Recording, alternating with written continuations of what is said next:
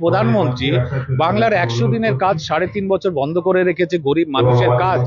যে প্রধানমন্ত্রী আবাস যোজনার টাকা দেয়নি 3.5 বছর, যে প্রধানমন্ত্রী রাজ্যে 2 লক্ষ কোটি টাকা বাকি রেখেছে, বঞ্চিত করে রেখেছে, যে প্রধানমন্ত্রী নির্বাচন কমিশনকে দিয়ে প্রকৃত ভোটারের নাম কেটে বাদ দিচ্ছে, তারা এসে বড় বড় ডায়লগ বা ভাষণ দেওয়ার কোনো মূল্য বাংলার মানুষ দেবে না।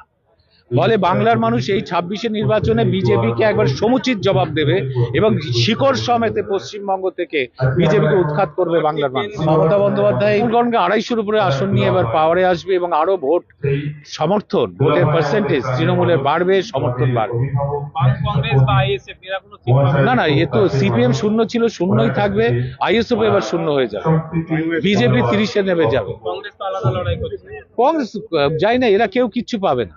যাদের কোনো বিশ্বাসযোগ্যতা নেই তাদের তো মানুষ বর্জন করবে। প্রার্থী তালিকা ঘোষণা হবে হয়তো আজ হতে পারে, কাল হতে পারে, এটা নেত্রী জানেন, তিনি ঠিক সময় মতো প্রার্থী তালিকা ঘোষণা করবেন।